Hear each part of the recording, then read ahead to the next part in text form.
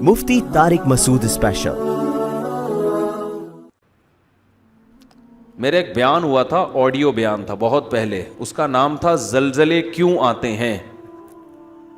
اس بیان کا نام تھا زلزلے کیوں آتے ہیں، بہت پہلے بیان ہوا تھا، اس وقت ویڈیو بیان نہیں آتے تھے، تو وہ مجھے اپنا وہ بیان ذہن میں آ گیا۔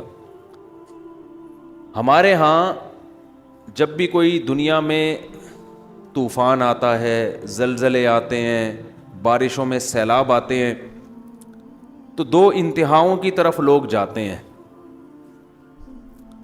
ایک انتہا تو ہے جو لبرلزم لوگ ہیں، لبرلزم کو فالو کرنے والے لوگ، جو لبرل نام نہاد لبرل لوگ، وہ کیا کہتے ہیں، بھائی یہ قدرت کا نیچر کا ایک سسٹم ہے، کسی بھی وقت کچھ بھی ہو سکتا ہے، لہذا اس میں اپنے گناہوں سے توبہ کرنا، اللہ کے سامنے گڑ گڑانا، ان تکلفات کی بالکل بھی ضرورت نہیں، چاہے کرونا ہے یا کوئی بھی وبائیں ہیں، اس کا خدا کے عذاب سے کوئی تعلق نہیں ہے۔ بھائی پلیٹیں ہیں زمین کی، ہلیں گی تو دھسیں گے سارے، جب زمین سے اتنی گیس نکال رہے ہو، اتنا آئل نکال رہے ہو، تو خلا پیدا ہوتا ہے نا، وہ خلا پورا ایسا ہی ہوگا کہ ایک طرف کا حصہ کھسک کے یہاں جائے گا، تو وہ زمین ہے، وہ کوئی چھوٹی موٹی چیز تو نہیں ہے، جب ادھر سے کھسک کے گیا تو دو چار پہاڑ دائیں بائیں ہو گئے، جب دو چار پہاڑ دائیں بائیں ہوئے تو وہ باقی ایڈجسٹ کرنے کے لیے وہ بھی کھسک جاتے ہیں، تو کھسکتے کھسکتے دہلی سے زلزلہ چلا تھا اور پہنچتا کہاں تک ہے، لاہور تک، اور درمیان میں بہت سے لوگوں کو لقمہ اجل بناتا ہوا جاتا ہے۔ تو وہ کہتے ہیں ایک تو سائنٹیفک حقیقت ہے، اس کا خدا کے عذاب سے اور ثواب سے کیا تعلق ہے بھائی؟ کیا کریں یار، پھر وہی باتیں اب سمجھانا مشکل ہو رہا ہے۔ وہ کہہ رہے ہیں سیلاب جو آتا ہے نا، یہ دریا کا پانی امڑ آیا اور گاؤں کے گاؤں پی گیا، اس کا کسی کے نیک اور برے ہونے سے کوئی تعلق نہیں ہے، نہ اس میں خدا سے توبہ استغفار کرنے کی ضرورت ہے۔ جو نام نہاد لبرل ہے وہ یہی کہتے ہیں، اس میں توبہ کی کیا ضرورت ہے بھائی؟ یہ تو گلیشیئر پگھل گیا تھا، گرمی زیادہ پڑی تھی، تو پگھل جب جائے گا تو ظاہر ہے دریا میں پانی زیادہ آئے گا، جب پانی آئے گا تو ظاہر ہے سائڈوں پہ نکلے گا، جب سائڈوں پہ نکلے گا تو وہ جو بھی سائڈ پہ بیٹھا ہوا ہوگا اس کو بہا کے لے جائے گا۔ اس سے کیا تعلق کہ اس نے تہجد پڑھ کے بیٹھا ہوا ہے یا گناہ کر کے بیٹھا ہوا ہے، اس سے کیا تعلق ہے کہ وہ بدنظری کرتا تھا، سود کھاتا تھا؟ یہ مولوی لوگ تمہیں خم خمیں ڈراتے ہیں، دیکھو وہ گاؤں کے لوگ سود کھاتے تھے، عذاب آیا اور سیلاب پانی بہا کے لے گیا، اس سے کیا تعلق ہے؟ اس لیے توبہ وبہ کرنے کی ضرورت نہیں ہے۔ یہ بھی ایک انتہا ہے۔ دوسری انتہا جو بعض مذہبی لوگ کرتے ہیں، وہ انتہا یہ ہے کہ ہر قدرتی آفت کو کسی گناہ کا نتیجہ قرار دیتے ہیں۔ یہ بھی 100% غلط ہے، نہ قرآن کی یہ تعلیمات ہے، نہ نبی صلی اللہ علیہ وسلم کی یہ تعلیمات ہے۔ ہمیں پتہ چلتا ہے اسلامی تاریخ سے، قرآن و سنت سے، کہ بہت سے نیک لوگوں پر بھی عذاب آئے ہیں۔ مدینہ منورہ میں قحط پڑ گیا تھا، لوگ بھوک پیاس سے مرنا شروع ہو گئے تھے، حضرت عمر کا دور خلافت تھا، اس سے اچھا دور کائنات میں آ سکتا ہے؟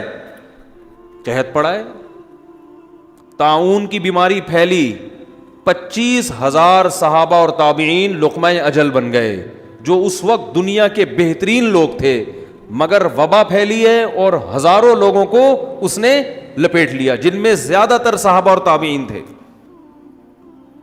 نہیں آ رہی بات میرا خیال؟ تو یہ کہنا کہ وہاں زلزلہ جو آیا تھا تو اصل میں وہاں اس قسم کے لوگ رہتے تھے اس لیے آیا تھا، تو کوئی بھی جب قدرتی آفت آتی ہے اللہ کی طرف سے، اس کو لازمی کسی گناہ کا نتیجہ قرار دینا، یہ بھی قرآن و سنت کی تعلیم کے خلاف ہے۔ آفتیں نیک لوگوں پر بھی آتی ہیں اور برے لوگوں پر بھی آتی ہیں۔ ہم قرآن و سنت میں جب غور کرتے ہیں نا تو ہمیں 2 قسم کی آفتیں ملتی ہیں، اس زمین پہ ہوتی ہیں 2 قسم کی۔ ایک آفت تو وہ قرآن نے بیان کی ہے جس میں واقعتاً 100% گناہ کا دخل ہوتا ہے، اور وہ اس عذاب کی کوئی سائنٹیفک لاجک نہیں ہوتی، وہ قدرت نے اپنی طرف سے کام کیا ہوتا ہے جس کا کوئی بظاہر سبب موجود نہیں ہوتا۔ ایسی آفتیں بھی آئی ہیں، جیسے قوم عاد اور قوم سمود پر جو عذاب آیا، قرآن کے ظاہر سے پتہ یہ چلتا ہے کہ اس عذاب کی کوئی ریزن یعنی کوئی ریزن کا مطلب کوئی سائنٹیفک لاجک نہیں تھی اس کی. جب اس قوم کی نافرمانی حد سے بڑی ہے, اللہ کو غضب آیا, اللہ نے آسمان سے بادل بھیجے, قوم کہنے لگی ھذا عارض ممطرنا, یہ تو گہرے بادل ہیں, ہمیشہ سے آتے ہیں, بارشیں برسیں گی. ان کے پیغمبر نے کہا بل ہوا مستعجلتم بہ, اس سے بارش نہیں برسے گی, اس دفعہ اس بادل سے کیا برسے گا, پتھر برسیں گے. اللہ ہم سب کو پناہ میں رکھے. اور ایسے پتھر برسیں گے تدمر کل شیء بامر ربها, ہر چیز کو اللہ کے حکم سے یہ پتھر توڑ ڈالیں گے. اور ایسی ہوائیں اللہ نے بھیجی کہ 7 دن 8 راتیں, سخرہا علیہم 7 لیال و 8 ایام, 7 راتیں اور 8 دن ایسی ہوا چلے گی کہ جو تمہیں اٹھا کے پٹخ دے گی. اور اللہ فرماتے ہیں کہ انہم اعجاز نخل خاویہ, جیسے کھجوروں کے درخت الٹے پڑے ہوئے ہوتے ہیں نا, ایک ہفتہ طوفان میں جب تھما, ایک ہفتے کے بعد تو وہ لوگ ایسے پٹکے ہوئے پڑے ہوئے تھے, مرے ہوئے, جیسے کھجور کے تنے پڑے ہوئے ہوتے ہیں. لمبے قد کے لوگ تھے. نوح علیہ السلام کی قوم پر جو عذاب آیا, عذاب کے کوئی آثار نہیں تھے. ان کے جو محکمہ موسمیات اس دور کے تھے, وہ جو آثار دیکھ کے بتاتے تھے, ظاہر ہے تو ہر دور میں کچھ لوگ علامتیں دیکھ کے بتاتے ہیں نا, تو وہ کہہ رہے تھے کہ کوئی بارش کی رپورٹ, بولتے کیوں نہیں بھائی, نہیں ہے. تبھی وہ حضرت نوح علیہ السلام کا مذاق اڑاتے تھے. حضرت نوح علیہ السلام جب کشتی تیار کر رہے تھے اللہ کے حکم سے, تو قرآن کہتا ہے کلما مر علیہ ملأ من قومہ سخروا منہ, جب بھی لوگ گزرتے مذاق اڑاتے. اس لیے کہ اس دور کے جو ماہرین تھے, جو بھی موسم کو دیکھ کے اندازہ لگاتے تھے کہ بھئی نہ یہ ایسا مہینہ ہے کہ جس میں بارشیں ہوتی ہیں, نہ دور دور تک ہمیں بارش کی کوئی آثار نظر آ رہے ہیں, تو اچانک اتنی بارش کہ آپ کشتی میں تیرنا شروع کر دیں, ایسی بارش تو ہم نے کبھی زندگی میں دیکھی نہیں ہے. تو وہ فل مذاق اڑا رہے تھے ان کا. سخروا منہ, قرآن کہتا ہے ہمیشہ جب بھی گزرتے مذاق اڑاتے کہ معاذ اللہ ان بے وقوفوں کو دیکھو کہ نہ بارش کا سیزن ہے, نہ بارش کے دور دور کوئی آثار ہیں. اور اگر بالفرض بارش غیر متوقع ہو بھی گئی تو اتنی بارش تو ہم نے زندگی میں کبھی نہیں دیکھی کہ آپ اس میں باقاعدہ کشتیاں بنا کے پہلے سے بیٹھنے کا انتظام کرو, یہ تو حماقت ہے. لیکن نوح علیہ السلام کیا کہتے تھے, اور ان کے ایمان والے کہتے تھے ان تسخروا منا فانا نسخر منکم, ان قریب جیسے تم ہمارا مذاق اڑا رہے ہو نا, ہم تمہارا مذاق اڑائیں گے. کیوں مذاق اس بات کا کہ جو خدا اسباب کے ذریعے بارشیں پیدا کر سکتا ہے, وہ کسی قوم کو عذاب دینے کے لیے بغیر سبب کے بھی عذاب میں مبتلا کر سکتا ہے. جس کی یہ طاقت اور قدرت تم نے دیکھی ہے, جو سمندروں سے پانی اڑا کے آسمان پہ لے جا کے برسا سکتا ہے. اس نے ایک چکر, ایک سائیکل چل رہا ہے, تو وہ سائیکل کا محتاج نہیں ہے, وہ ویسے بھی اٹھا کے برسا سکتا ہے. جس نے آدم اور حوا کو بغیر باپ اور ماں کے پیدا کر دیا, تو اب آپ یہ دیکھو کہ بغیر ماں باپ کے بچہ پیدا ہو ہی نہیں سکتا. تو آپ کہو کہ بھئی اب ناممکن ہے, تو اللہ کے لیے ناممکن تھوڑی ہے. اللہ نے تو آدم اور حوا کو بغیر باپ اور بغیر ماں کے پیدا کر کے دکھایا اللہ نے, تو اس اللہ کے لیے تھوڑی مشکل ہے. تو مذاق تو ہم تمہارا اڑائیں گے کہ تمہیں اس خدا کی باتوں پہ یقین نہیں آ رہا. تو یہ وہ عذاب تھا جو اس دور کے سائنسدان, کیا اس دور کے سائنسدان بھی اس کی لاجک تلاش نہیں کر سکتے. دنیا میں ایسے بہت دفعہ ہوا ہے. لوط علیہ السلام کی قوم پہ پتھروں کی بارش ہوئی ہے, اور اللہ نے زمین کو اٹھا کے الٹا کر کے پٹخ دیا. اس کی کوئی لاجک نہیں ہے. یہ بھی ممکن ہے کہ ہو لاجک, اللہ نے لاجک پیدا کر دی ہو, کوئی وجہ پیدا کر دی ہو, لیکن ضروری نہیں ہے. اللہ یہاں اسباب کا محتاج نہیں ہے.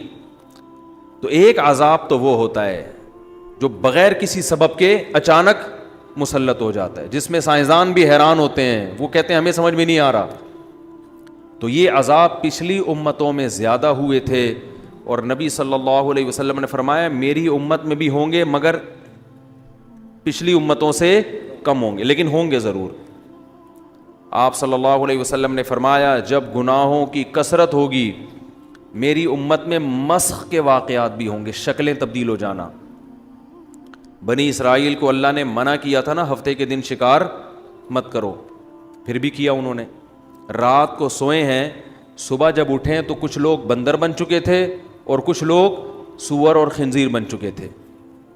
یہ چیز سائنسدانوں کی سمجھ سے بولو بھائی باہر.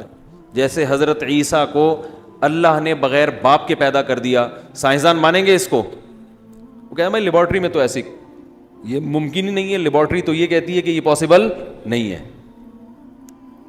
حضرت عیسیٰ علیہ السلام مردوں کو کہتے تھے قم باذن اللہ, اللہ کے حکم سے کھڑا ہو جا, مردہ ایک دم زندہ ہو کے بیٹھ جاتا تھا. سائنسدان مانیں گے؟ بولتے کیوں نہیں بھائی, نہیں مانیں گے. لیکن دنیا کی اکثریت اس کو مانتی ہے, مسلمان بھی مانتے ہیں, عیسائی بھی, اور یہ دنیا کی اکثریت بن جاتے ہیں. اور دنیا کی اتنی بڑی قوم کا کسی جھوٹی خبر پہ جمع ہونا عقلاً ممکن نہیں ہے. ہر چیز سائنس سے نہیں پتہ چلتی, خبر سے بھی پتہ بہت سی چیزیں سائنسدانوں کی دسترس سے باہر ہیں. آج ہمارے جو یونیورسٹیوں کے طلبہ ہیں نا, وہ کہتے ہیں بس سائنسدان بتائیں گے تو مانیں گے ورنہ نہیں مانیں گے. اور بھائی یہ تو بے وقوفی کی بات ہے. خبر جو ہے نا نیوز, اس میں اگر تواتر سے کچھ لوگ خبر بیان کر رہے ہیں تو اس کو بھی ماننا پڑتا ہے, چاہے وہ سائنس اس کو مانے یا نہ مانے. میں یہاں جب بھی ایسے کوئی معجزے اور کرامت کے واقعات بیان کرتا ہوں نا, تو میں اپنا واقعہ ضرور بیان کرتا ہوں. میں نے شہداء کے خون کی خوشبو اپنی ناک سے سونگی, اللہ کی قسم. اب اگر مجھے کوئی سائنسدان کہے کہ یہ پاسبل نہیں ہے تو میں کہوں گا میں نے خود سونگی ہے تو پاسبل. آپ کہہ سکتے ہیں ان کی ناک میں کوئی گڑبڑ ہوگی, ناک میں گڑبڑ ہے تو پھر ادھر سے بدبو آ رہی ہے, ادھر سے کیا آ رہی ہے؟ خوشبو.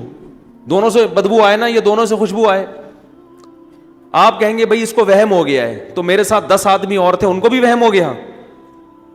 بہت مشکل ہے بات سمجھانا. آپ کہو گے یار جیسے ہی کوئی شہید ہوا ہوگا فوراً کسی نے خوشبو کا چھڑکاؤ کر دیا ہوگا. بھائی 1 مہینے پہلے شہید دیکھا, اس میں سے بھی وہی خوشبو آ رہی ہے. 1 مہینے بعد دوسری جگہ پہ دیکھا, اس میں سے وہی پرفیوم, وہ بندہ فوراً لے کے وہاں کہاں سے پہنچ گیا.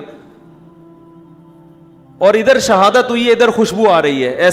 ایسے بھی ہمارے ساتھیوں نے دیکھا. تو نہ کوئی اسپرے لے کے کھڑا ہوا ہے. اور چلو اس کو چھوڑ دو, ریڈ کراس ایک NGO ہے, اس کو تو مانتے ہو نا. ریڈ کراس کی جو آفیشیل ویب سائٹ ہے اس پہ میں نے خود پڑھی یہ خبر, پہلے اخباروں میں آئی تھی, میں نے کہا اخباروں کا پر اعتماد نہیں کیا جا سکتا. ان کی آفیشیل پیج پہ میں گیا, یہ 10-12 سال پرانی بات ہے. انہوں نے افغانستان کے بارے میں لکھا کہ وہاں جو یہ جن کو مجاہدین کہا جاتا ہے, یہ جب مرتے ہیں تو ان میں بہت سو کی لاشیں خراب نہیں ہوتی اور ان لاشوں میں سے خوشبو آ رہی ہوتی ہے, اور ان کے مقابلے میں جو لڑ رہے ہوتے ہیں ان کی لاشوں میں سے بدبو آ رہی ہوتی ہے. یہ بہت چھوٹی سی خبر تھی, کیونکہ یہ ڈرتے بھی ہیں نا, یہ تو اور موٹیویشن نہ ملے لوگوں کو. اور نیچے لکھا تھا ہم ان کی خوراک پہ ریسرچ کریں گے کہ یہ کھاتے کیا ہیں. یہ اللہ کی قسم میں نے خود پڑھی ہے یہ خبر, سونگی بھی ہے شہداء کے خون کی خوشبو. ایسے بہت واقعات ہیں, 6 مہینے ہو گئے باڈی خراب نہیں ہو رہی, خوشبو آ رہی ہے. نبی صلی اللہ علیہ وسلم نے فرمایا جب شہید کوئی اللہ کے راستے میں جان دے کے شہید ہوتا ہے نا, تو خون جو اس کے باڈی سے نکلتا ہے, تو قیامت کے دن جب یہ شہید آئے گا لونہ لون دم, تو اس کے خون کا رنگ خون جیسا ہوگا مگر خوشبو خون جیسی نہیں ہوگی. فرمایا ریحہ ریح مسک, اس کی خوشبو مشک جیسی ہوگی, جو ہرن کی ناف سے نہیں مشک نکلتا, اتنی بہترین خوشبو ہوگی. تو اب اگر کسی کو یہ اعتماد ہو کہ مفتی طارق مسعود صاحب جھوٹ اتنی لمبی ممبر پہ بیٹھ کے پھینکیں گے نہیں, تو اس کو اب مزید کسی سائنسدان کی ضرورت نہیں ہے اس خبر کی تصدیق کے لیے. اور اگر کسی کا خیال ہے کہ بھائی ہو سکتا ہے پھینک رہے ہو بیٹھ کے, تو وہ پھر کہے گا یار مجھے یقین نہیں ہے. تو اگر ڈاکٹر کہیں گے کہ ایسا پاسبل ہے تو مان لوں گا, ڈاکٹر کہیں گے امپاسبل تو نہیں مانوں گا. لیکن اگر آپ کو یقین ہے کہ بولنے والا سچ کہہ رہا ہے, پھر آپ ڈاکٹر کو سائڈ پہ لگا دو گے. آپ بولو گے بھائی یہ میڈیکلی تو ممکن نہیں ہے لیکن خدا کے لیے ممکن ہے, اللہ سب کچھ کر سکتا ہے. تو ہم جس پیغمبر کو سائنس کے مقابلے میں لاتے ہیں اس پیغمبر کے سچے ہونے کا ہمیں یقین ہے, اور وہ پیغمبر سائنس کے خلاف بات نہیں کرتے. البتہ کچھ باتیں ایسی کرتے ہیں جہاں سائنس کی پہنچ نہیں ہے.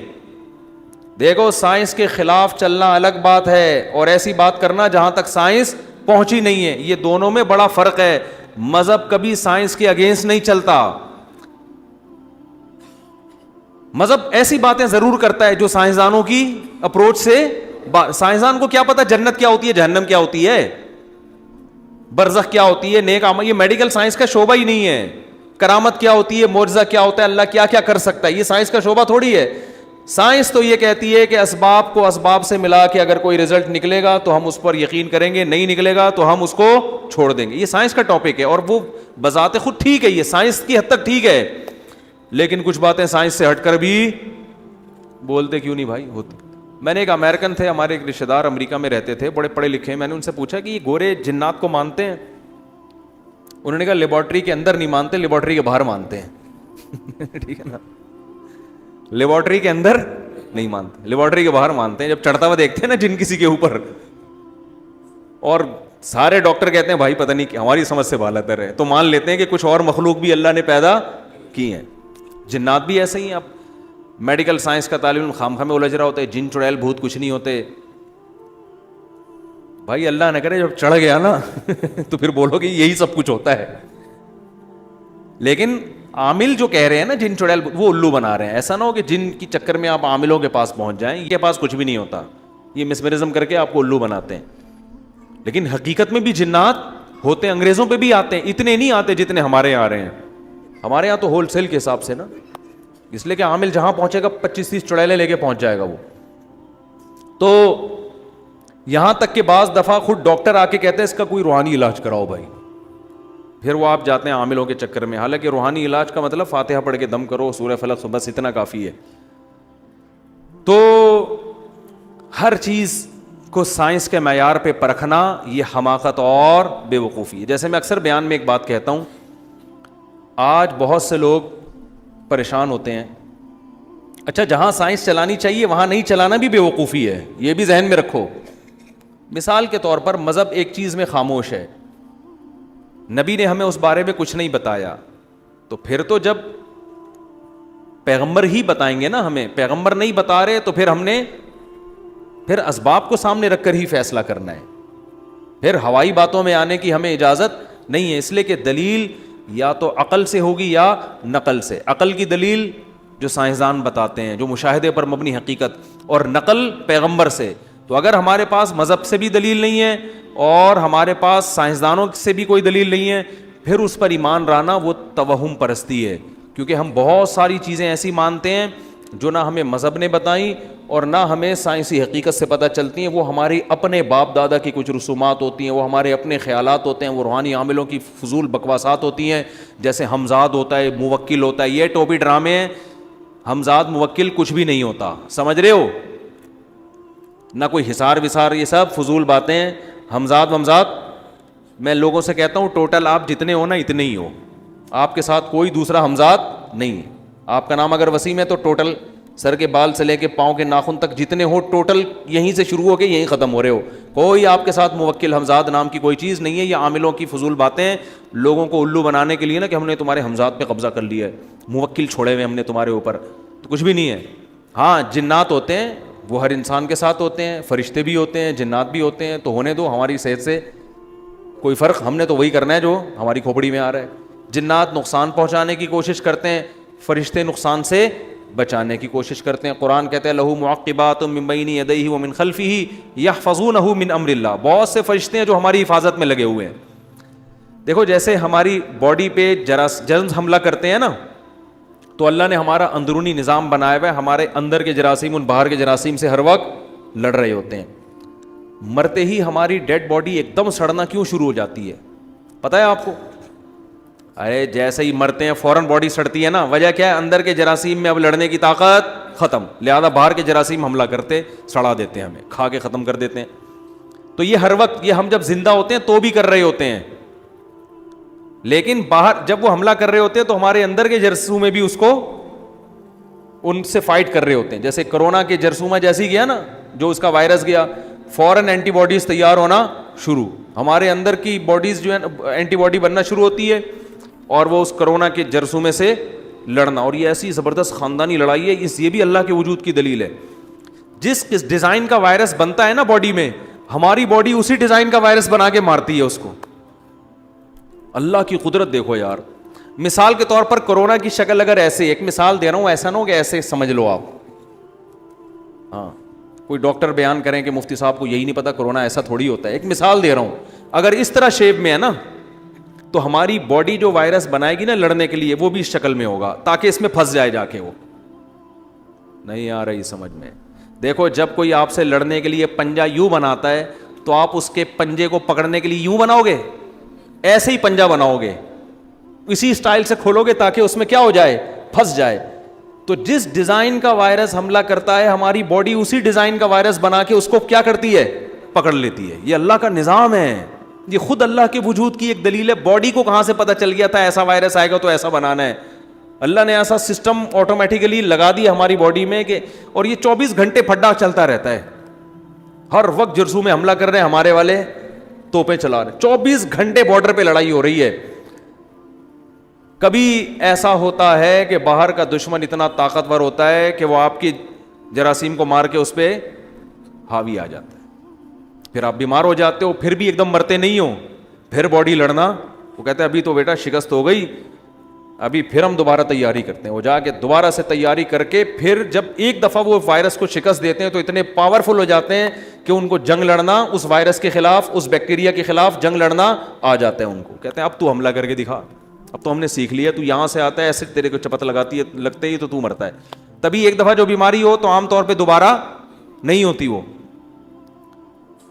اور بعض دفعہ یہ ہوتا ہے کہ وہ اتنا پاورفل حملہ ہوتا ہے کہ آدمی وہ باڈی اس کا لڑ نہیں سکتی, اور بالآخر انا للہ و انا الیہ راجعون. جیسے ہی انا للہ ہوا, سارے جراثیم کی عید ہو جاتی ہے جو حملہ کرتے ہیں نا. اوے اب تو بھائی اس کے جرثومے میں کیا ہو گئے, اب تو لڑنے کی طاقت ہی نہیں. وہ ایسا حملہ کرتے ہیں کہ وہی اتنے خوبصورت چمکتا ہوا انسان, ادھر سے آنکھ ابلنا شروع, ادھر سے کان اور منہ پھٹنا شروع اور سڑنا شروع. اللہ بتا دیتے ہیں کہ پیدائش سے لے کے اب تک تیرے اندر میں نے ایسے بیکٹیریا پیدا کیے تھے جو ان سے لڑ رہے تھے. آج تو مرا ہے تو اب تجھے پتا چلا تیری اصل حقیقت کیا تھی, اصل تو یہ ہے. تو خیر کہاں سے کہاں بات چلی گئی. تو جیسے جسمانی بیماریوں سے لڑنے کے لیے اللہ نے ہمارے اندر بیکٹیریا پیدا کیے ہیں نا, ایسے ہی جنات اور شیاطین بھی ہمیں ہر وقت نقصان پہنچانے کی کوشش میں لگے رہتے ہیں, جس کو سائنسدان نہیں مانتے, کیونکہ جنات لیبارٹری کا ٹاپک ہی نہیں ہے, موضوع ہی نہیں ہے. انسان مادی چیزوں کے بارے میں غور کر سکتا ہے, جنات کوئی مادی چیز نہیں ہے. اللہ نے آگ سے بنایا ان کو, لہذا وہ انسان کی پہنچ سے کیا ہیں, بالاتر. فرشتے بھی انسان کی پہنچ سے اوپر کی چیز ہیں. وہ اللہ نے بتا دیا میں نے روشنی سے ایک مخلوق پیدا کی جس کو فرشتے کہا جاتا ہے, اور ایک مخلوق میں نے آگ سے پیدا کی ہے جس کو جن کہا جاتا ہے. وہ الگ مخلوق ہے, وہ لیبارٹری میں آ ہی نہیں سکتی. وہ ہاں محسوس ہو سکتی ہے جس کو وہ ٹچ کرے, ٹھیک ہے نا, جس کو نظر آ جائے, جس پہ سوار ہو جائے اس کو محسوس ہوگی. تو وہ اللہ کا ایک نظام ہے. تو اب جنات کی طبیعت میں شر غالب ہے, جنات ہر وقت انسان کو نقصان پہنچانے کی کوشش میں لگے رہتے ہیں. لیکن اللہ نے جیسے باہر کے بیکٹیریا حملہ کرتے ہیں تو اندر بھی جراثیم رکھے ہوئے ہیں, ایسے ہی باہر کی یہ جو مخلوق ہے جو نظر نہیں آتی یہ حملہ کرتی ہے, تو اللہ نے اس کے دفاع کے لیے بھی ایسی مخلوق انسان کی حفاظت کے لیے رکھی ہوئی ہے جو ہمیں نظر نہیں آتی, جس کو کیا کہا جاتا ہے, فرشتہ. انگلش میں, عربی میں ملائکہ, انگلش میں اینجل کہتے ہیں میرا خیال ہے, اور اردو میں فرشتہ, جس کو ہمارے پشتوں میں کہتے ہیں پرشتہ. کیا کہتے ہیں, پرشتہ. وہ پرشتے سے مجھے یاد آیا, یہ مجھے لفظ کیوں یاد آیا, وہ ہمارے ایک دوست تھے, جماعت میں گئے ہوئے تھے وزیرستان کی طرف, تو وہ کہتے ہیں کہ وہ ان کے گھر اتنے بڑے بڑے ہوتے ہیں, کہہ رہے ہیں ہمارے تو تصور میں نہیں تھا اتنا بڑا گھر بھی کسی کا ہو سکتا ہے. تو کہہ رہے ہیں میں گیٹ کے اندر چلا گیا غلطی سے, میں سمجھا کوئی کوئی گھر نہیں ہے, یہ ویسے ہی کوئی گراؤنڈ ہے, کچھ بھی ہے. کہتے ہیں میں گیا تو وہ جو ہے نا وہ ایک دم سب غصے میں آ گئے کہ بھائی یہ کسی کے گھر میں تم بغیر پرمیشن کے کیوں داخل ہو رہے ہو. کہہ رہے ہیں وہ 2-3 لوگ مجھے پکڑ کے مارنے کے لیے بھاگے, یہ کراچی کے تھے. کہہ رہے ہیں وہ شکر ہے ہمارے جماعت کے ساتھی وہ بھی یہیں کے, انہوں نے کہا مت مارو, پرشتہ ہے پرشتہ, یہ بری نیت سے نہیں جا رہا ہے بھائی, یہ تو وہ کہتے ہیں انہوں نے 2-3 دن اعمال دیکھے نا ان کے کہ یہ نیک آدمی ہے, تو کہنے لگے اس کو مت مارو, یہ پرشتہ ہے پرشتہ. تو اس کو یہ لفظ یاد ہو گیا, کہہ رہا مجھے اتنا اچھا لگا ان کا یہ لفظ, مجھے واقعہ یاد آتا ہے کہ بھائی مجھے مت مارو, یہ کون, اس کو مت مارو, یہ کون ہے؟ فرشتہ ہے, یہ کوئی بری نیت سے نہیں آیا ہے, غلطی سے چلا گیا بیچارہ. وہ تو شکر ہے وہیں کے مقامی آدمی نے بچا لیا, ورنہ اس کا انا للہ ہو سکتا ہے اس کے خون میں سے بھی خوشبو آ رہی ہوتی 2-4 دنوں بعد. ٹھیک ہے, تو کیا بات کر رہا تھا میں؟ ہاں, تو فرشتے بچاتے ہیں اللہ کے حکم سے. بہت سارے فرشتے ہوتے ہیں جو آپ کی حفاظت پہ مامور ہوتے ہیں, اور یہ دن رات یہ چل رہا ہے. اچھا, بات چل پڑی ہے تو فرشتوں سے ایک دو بات اور یاد آئی. دیکھو, جنات کو محبت ہے گندگی سے, اور فرشتوں کو محبت ہے صفائی اور خوشبو. فرشتوں کو گندگی سے اتنی نفرت ہے کہ حدیث میں آتا ہے جب کوئی شخص مسجد میں نماز کے انتظار میں بیٹھا ہے یا نماز کے بعد بیٹھا ہے, نماز پڑھ کے بھی بیٹھا رہے گا تو اس کو ثواب ملتا رہے گا, اور فرشتے اس کے لیے دعا کرتے رہتے ہیں ما لم یحدث فیہ, جب تک کہ اس کی ہوا خارج نہ ہو. اگر ہوا خارج ہوئی فرشتے بوریا بستر لے کے شاٹ, کیونکہ فرشتوں کو بدبو سے کیا ہے؟ نفرت. فرشتوں کی اللہ نے صفت ایسی بنائی, ہر اچھی چیز سے ان کو محبت ہے. آپ جب تلاوت کرتے ہیں خاص طور پہ تہجد میں, حدیث میں آتا ہے فرشتے اس تلاوت کو سننے کے لیے جمع ہوتے ہیں.